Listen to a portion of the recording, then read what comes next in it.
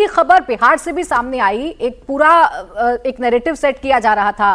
Khan sir अपने आप को पहले विक्टिम दिखा रहे थे, लेकिन धीरे धीरे वो कितने बड़े विक्टिम हैं ये तस्वीरों ने क्लियर कर दिया। और जब तस्वीरें सामने आई तो खान सर अब भागे भागे फिर रहे हैं। अभी तक खबर आई थी कि वो कोर्ट पहुंच रहे हैं, वो सिविल कोर्ट पहुंच जाएंगे और सिविल कोर्ट पहुंचकर वो सरेंडर करने की कोशिश करेंगे।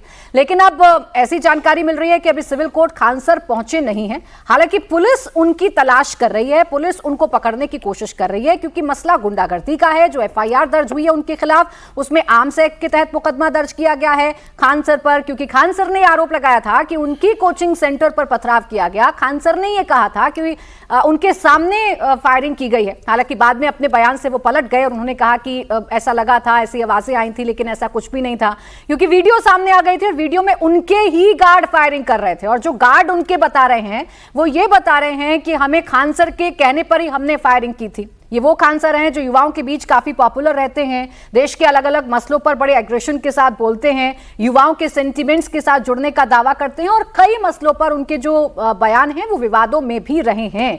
वही खान सर अब कोर्ट जाएंगे, सरेंडर करेंगे या पुलिस उनको गिरफ्तार करेगी, इस पर अब चर्चा हो रही है, क्योंकि वो बुरे फंसते हुए नजर आ रहे हैं। तो एक प्रयोग सिर्फ दिल्ली के जंतर मंतर में नहीं हर्षवर्धन जी, बिहार में भी तो था ना। खान सर काफी पॉपुलर हैं और जो काम वो कर रहे हैं बच्चों को पढ़ाने का, वो काम तो एक अलग पार्ट है, लेकिन दूसरा बच्चों के साथ वो जिस तरीके से मुखातिब होते हैं या पेपर लीक के मसले पे भी जो जो बातें कहते हैं, वो जाहिर तौर पर बात है कि बच्चों के सेंटिमेंट्स को उठाकर सड़क पर लाने की कोशिश थी, लेकिन उनका असली चेहरा क्या है वो तस्वीरें बता रही हैं।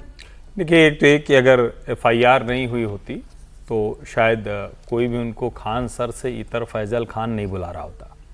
एफआईआर हुई तो सबको रिपोर्ट में नाम दिख गया और सब फैजल खान बुलाने लगे। लेकिन बड़ा विचित्र है कि सचमुच हम कैसे नैरेटिव की बात करते हैं। एक बड़ा वर्ग आ गया कि चूंकि ये खान है, मुसलमान है, इसलिए इसके पीछे लोग पड़े। कमाल की बात यह है कि किसी ने ये नहीं सोचा, ये तर्क कितना भोथरा है, कितना खराब तर्क है कि यही खान सर थे। खान ही नाम तो लगा, सब जानते थे मुसलमान है, लेकिन फिर भी चूंकि उनका एक पढ़ाने का तरीका था, एक कम्युनिकेट करते थे, एक लोगों को लगता था कि चलो ठीक है, वे बच्चों को सरलता समझा रहे हैं। हालांकि बहुत बार गंभीर विषयों पर बहुत ही छिछले तरीके से उनके वीडियोज हैं, जिसमें वो मतलब क्या क्या कह रहे हैं, चाहे वो हिंदू धर्म ग्रंथों के बारे में हो, चाहे वो विज्ञान के बारे में हो, जैसे वो मतलब जिसको कहते हैं ना कि मिसाइल के बारे में भी जैसे समझाते हैं ना, वो आप देखिए तो लगेगा कि सारे विज्ञान वाले सब अब छोड़ देंगे, सब विज्ञान की बात करना। लेकिन अभी वाला मसला गंभीर है। आप सरकार के खिलाफ करिए, आप पेपर लीक पर बात कीजिए, आप कुछ भी करिए, ये आपका अधिकार है, डेमोक्रेटिक राइट है। लेकिन जरा सोचिए कितना खतरनाक व्यक्ति है ये।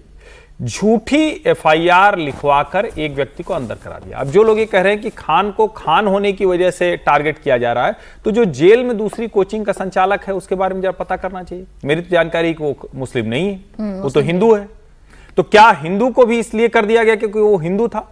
इस तरह के कुतर्क आजकल चल रहा है। आजकल जिसको कहते हैं ना कि हिंदू मुसलमान करने के लिए कोई भी नैरेटिव खोजा जाता है। और मेरा यह मानना है कि अभी तक पटना पुलिस फैजल खान को गिरफ्तार नहीं कर पाई है, तो यह उसकी कमजोरी है, यह उसकी नाकामी है।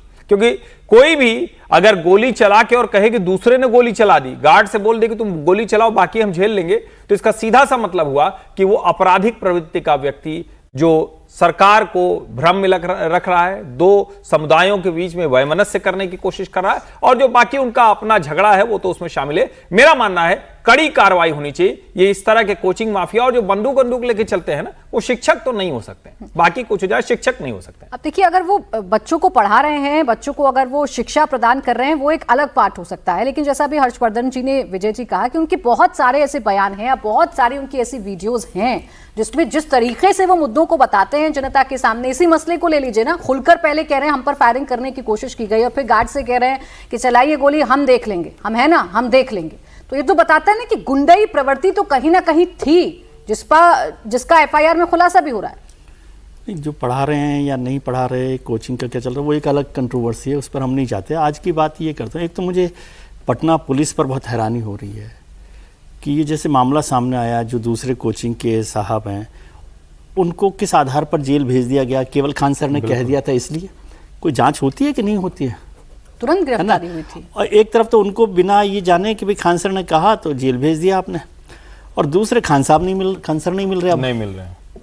ये कैसी पुलिस है? पहले इस पर भी बात करें। वो भी तब जब पूछताछ कर लिया है, पूछताछ कर लिया है, फिर वो कह रहे हैं कि सरेंडर हो जाएंगे। ये जो गुंडई और ये जो और इस नैरेटिव के साथ मैं हूँ हर्षवर्धन जी के कि ये क्या नैरेटिव बनाते हैं आप।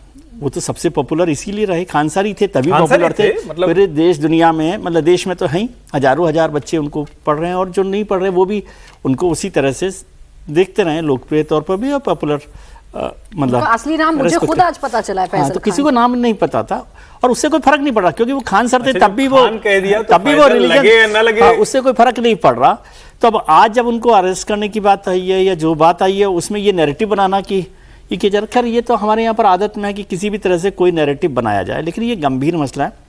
और अब जब ये मामला आ रहा है तो मैं समझ रहा हूँ कि अभी जब हम कह रहे हैं कि पढ़ाई की बात, कोचिंग की बात, तो जितने कोचिंग के जो ये सब चल रहे हैं, मैं उन्हें आज माफिया नहीं कह रहा, बेनिफिट ऑफ डाउट के साथ, है ना, लेकिन सरकार इस पर एक कार्रवाई करे, एक वो लाए कि क्या है, रेगुलेशन है कि नहीं है, कौन कैसे चालू कर रहा है, कैसे क्या कर रहा है, क्या पढ़ाया जा रहा है, क्या हो रहा है। और एक और मित्र ने मुझे फ़ोन करके कहा, मैं खान सर से जुड़ी हुई बात नहीं कर रहा, लेकिन इस पूरे कोचिंग वाले सिस्टम से, फिर से मैं माफिया नहीं कह रहा, कि ये जो अभी क्या बोलते हैं नीट वाला, नीट का और इनका जो पेपर लीक के मामले होते हैं, इसके रेफरेंस में भी इन सब लोगों को एक बार देखना चाहिए कि ये तार कहाँ से कहाँ जुड़ते हैं, क्योंकि इसका फायदा किसको हो रहा है, कौन लोग ये सब कर रहे हैं। केवल देखिए अकेले बच्चे लोग कोई 10 लाख रुपए 25 लाख रुपए का पेपर नहीं खरीद सकते, मुझे ऐसा नहीं लगता कि और जो बच्चे खरीद रहे हैं वो कोई ऐसे नहीं है।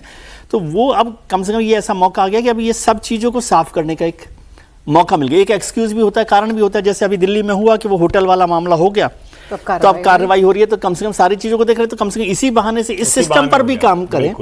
मैं फिर से कह रहा हूँ कि मैं आज इसको बेनिफिट ऑफ डाउट के साथ माफिया के तौर पे नहीं कह रहा, लेकिन सरकार के पास ये मौका है, सिस्टम के पास ये मौका है कि वो इस सब चीज़ों को भी साफ करे। उनके अरेस्ट तो जो होगा जब पुलिस कर लेगी, जब भी एक्टिव होगी पुलिस अभी कोशिश कर रही है, कल तो लौट गई थी, वो आ जाएगी पुलिस को, ऐसा वो नहीं है, पुलिस को बहुत सारे तरीके के बच्चे इकट्ठा हो गए थे तो फिर पुलिस को वापस लौटना पड़ा था। और आज सुबह से खान सर कहाँ हैं, खान सर कहाँ हैं, यही पता लगाने की कोशिश कर रही है। अभी बीच में खबर आई थी कि खान सर सिविल कोर्ट पहुंच गए हैं, लेकिन जानकारी मिली है कि नहीं, वो कोर्ट नहीं पहुंचे हैं। जानकारी तो यही है कि वो सरेंडर कर सकते हैं। हो सकता है कि सरेंडर से पहले उनको वो मिल जाए कि बेल ले लें, एंटीसिपेटरी बेल, ये सब चलता रहता है। ये खारिज हो गई निकल, तो दोबारा भी आप जा सकते हो, वो है, लेकिन वो सब मसला वो महत्वपूर्ण नहीं है, वो तो मिल ही जाएंगे, कहीं बहुत जाने वाले नहीं है, वो कहीं कहाँ चले जाएंगे। लेकिन जिस तरफ आप इशारा कर रहे हैं ना कि इन सब बातों पर जांच होनी चाहिए, अब जब एक कारण बनी गया है, जब एक रीजन मिली गया है, तो अब इस पर सिलसिलेवार तरीके से जांच होनी चाहिए। जिस तरीके से YouTube पर इनकी वीडियोस आती हैं समीर जी, खासकर जेनजियों को जो ये प्रभावित करने की कोशिश करते हैं या जेनजी के सबसे बड़े रहनुमा बनने की बात करते हैं, CBSE पर इनका गुस्सा हमने देखा, नीट पर गुस्सा हमने देखा, और जब कोचिंग संचालकों के नाम इसमें सामने आते हैं तो फिर ये कैसे एक शील्ड की तरह खड़े हो जाते हैं, वो भी हमने देखा। तो इस सिस्टम पर कार्रवाई होने की जरूरत है। देखिए, मुझे लगता है कि ये छात्रों को प्रभावित करने से ज़्यादा छात्रों को भड़काने के लिए जाने जाते हैं। जिस तरीके से अगर आप देखेंगे पिछली बार पटना में जो 2 बड़े प्रदर्शन हुए थे जिसमें छात्र सड़कों पर उतर गए थे, ये कहा जा रहा है कि उसके खिलाफ उसकी तैयारी खान साहब के कोचिंग सेंटर से हुई थी और उन्होंने छात्रों से कहा था कि आपको प्रदर्शन करना चाहिए। इनका इतिहास भी इस तरीके से रहा है, 2-3 बार मुझे लगता है इनके ऊपर FIR होते रह गई थी, लेकिन इस बार इनकी हिम्मत इतनी बढ़ गई कि उन्हें लगा कि गार्ड से कहो कि गोली चलाओ, बाकी मैं देख लूंगा।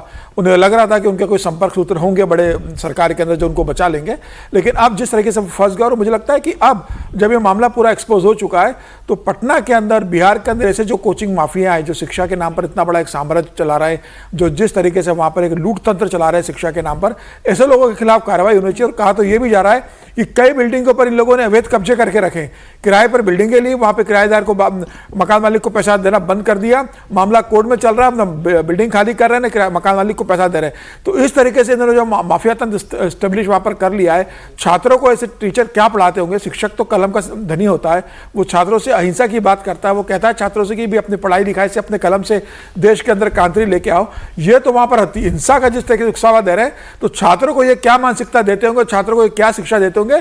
पेरेंट्स को भी ये सोचना चाहिए कि ऐसे शिक्षक के पास अगर अपने आप बच्चे को भेज रहे हो तो आप देख कर भेजिए कि वो किस तरीके से कर रहे हो। और इसी पटना में तो एक वो सुपर 30 के आनंद कुमार है जो किस तरीके से गरीब बच्चों को पढ़ाते हैं, बिना किसी फीस के पढ़ाते हैं, और उन्होंने इतना नाम किया पटना में रहकर, तो उनसे भी सीखा जा सकता है। ये एक बड़ा वर्ग है जो वहाँ पर सिंडिकेट के रूप में काम करता है और आपस में एक दूसरे के बच्चों को अपने पास लाना, उनसे वसूली करना, और उसके लिए गैंगवार करना, जिस तरीके से एक दूसरे के ऊपर हमला देखो, इन करवाना, बच्चों को सड़क पर उतारकर समीर जी इन्हें भी तो अपने शील्ड के तौर पर ही इस्तेमाल करते हैं। निश्चित रूप से पहले भी करते रहे और आज भी जिस तरीके से वहां पर हो रहा है, तमाम छात्र अपने मतलब इकट्ठा हो रहे हैं, बैठ के हो रही है, व्हाट्सएप पे मैसेज चल रहा है कि खान दो साहब को गुट बन कैसे गए, बजाया दोनों जाए। कोचिंग सेंटर्स के छात्र मुझे आमने बिल्कुल आमने सामने आ गया और किसी तरह कोई बड़ी हिंसा की घटना हो जाए, दोनों छात्र कोचिंग के छात्र आमने सामने आ जाए, पथराव हो जाए, मारपीट हो जाए, कोई बड़ी दुर्घटना हो जाए, तो मुझे लग रहा है कि प्रशासन को भी देखना चाहिए, पेरेंट्स भी देखें कि बच्चों को इनसे दूर रखें।